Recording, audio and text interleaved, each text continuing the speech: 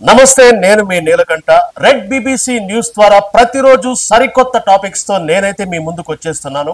Andhra Pradesh YCP ప్రభుత్వ హయాంలో బాగా చర్చనీయాంశమైన అంశం ఆ రాష్ట్ర అప్పులు. ప్రతిపక్షాలతో పాటు మేధావులు, పలువురు ఆర్థిక నిపుణులు జగన్ ప్రభుత్వం భారీ ఎత్తున అప్పులు చేస్తోందని తీవ్ర విమర్శలు చేశారు. ఇలా అప్పులు చేసుకుంటూ పోతే ఏపీ కూడా శ్రీలంక, పాకిస్తాన్, జింబాబ్వేల దివాలా ఎత్తడం ఖాయమనే విశ్లేషణలు చేశారు.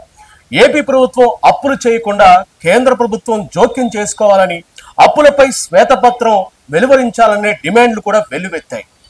ఇక ఆంధ్రప్రదేశ్ అప్పులు ఏకంగా 12 లక్షల కోట్లకు చేరిపోయాయని ఇటీవల వరకు ప్రతిపక్షాలు తీవ్ర ఆరోపణలు చేస్తూ వచ్చాయి.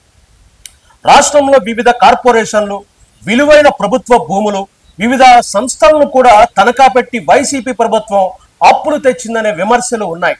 అలాగే రాబోయే సంవత్సరాలకు సంబంధించి మద్యం ఆదాయాన్ని చూపి ఆ ఆదాయం పైన అప్పులు తెచ్చిందనే అపప్రద వైసీపీ ప్రభుత్వం మూటగట్టుకుంది. ఈ నేపథ్యంలో ఇప్పుడు అధికారంలోకి వచ్చిన టీడీపీ, జనసేన, బీజేపీ ప్రభుత్వం అసలు అప్పుల లెక్కలు తేల్చాలనుకుంటోంది. అసలు ఆంధ్రప్రదేశ్ ప్రభుత్వం చేసిన అప్పులెన్ని, కార్పొరేషన్లను, విశాఖ లాంటి నగరాల్లో విలువైన ప్రభుత్వ భూములను తనఖా పెట్టి తెచ్చిన అప్పులెన్ని, వీటిని ఏ వాటి ఖర్చు పెట్టారు, వాటి లెక్కలు, కాగండ్ ఆడిటర్ కు సమర్పించిన వివరాలు, రిజర్వ్ బ్యాంక్ ఆఫ్ ఇండియా వద్ద తెచ్చిన అప్పులు, ఇలా అన్ని వివరాలను కూటమి ప్రభుత్వం బయటికి తీసే పనిలో ఉందని సమాచారం. వైసీపీ ప్రభుత్వం ఈ 5 ఏళ్లలో చేసిన అప్పులపై కూటమి ప్రభుత్వం శ్వేతపత్రం వెలువరించాలనే ఆలోచనలో ఉందని అంటున్నారు. రాష్ట్ర వ్యాప్తంగా ప్రజలకు జగన్ ప్రభుత్వం చేసిన అప్పుల వివరాల లెక్కలు చెప్పాలని ప్రభుత్వం భావిస్తున్నట్లు తెలుస్తోంది. ఈ నేపథ్యంలో ఇప్పటికే ప్రభుత్వ ఉన్నతాధికారులకు ప్రభుత్వం నుంచి ఆదేశాలు అందాయని అంటున్నారు. ప్రభుత్వ ప్రధాన కార్యదర్శి నీరబ్ కుమార్ రాష్ట్ర ఆర్థిక పరిస్థితిపై ఉన్నత స్థాయి సమీక్ష నిర్వహించడం ఇందుకు నిదర్శనం.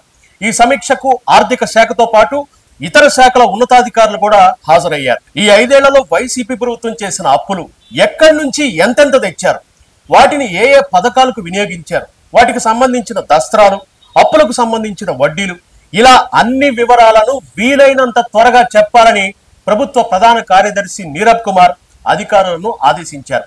ముఖ్యంగా ఆర్థిక శాఖలో ఈ 5 ఏళ్లు రావత్, సత్యనారాయణ అనే ఇద్దరు అధికారులు చక్రం తిప్పారు. ఆయా శాఖలకు, పథకాలకు నిధుల విడుదల, కాంట్రాక్టర్లకు బిల్లుల చెల్లింపు, పెండింగ్ బకాయిల విడుదల, కొత్త అప్పులు తేవడం వంటి బాధ్యతలన్నింటినీ వీరిద్దరే చక్కబెట్టారు. దీంతో సత్యనారాయణను తాజా సమావేశానికి సిఎస్ పిలిచారని తెలుస్తోంది. మొత్తం అప్పుల గురించి ఆయనకే పూర్తి అవగాహన ఉండడంతో అప్పుల లెక్క తేల్చాలని సిఎస్ ఆయనను ఆదేశించారని సమాచారం. చంద్రబాబు ముఖ్యమంత్రిగా ప్రమాణ స్వీకారం చేసిన తర్వాత రాష్ట్ర ఆర్థిక పరిస్థితిపైనే ఆయన మొదటి సమీక్ష జరిపే అవకాశం ఉందని అంటున్నారు. ఆలోగా రాష్ట్ర అప్పుల లెక్కలతో అన్ని శాఖల అధికారులు సిద్ధంగా ఉండాలని ప్రభుత్వ ప్రధాన కార్యదర్శి నీరబ్ కుమార్ ఆదేశించినట్లు సమాచారం తెలుస్తోంది.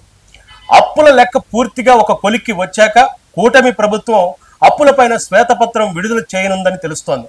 ఈ అంశం ఇప్పుడు హాట్ టాపిక్ గా మారింది. మీరు కూడా మీ విలువైన అభిప్రాయాన్ని కామెంట్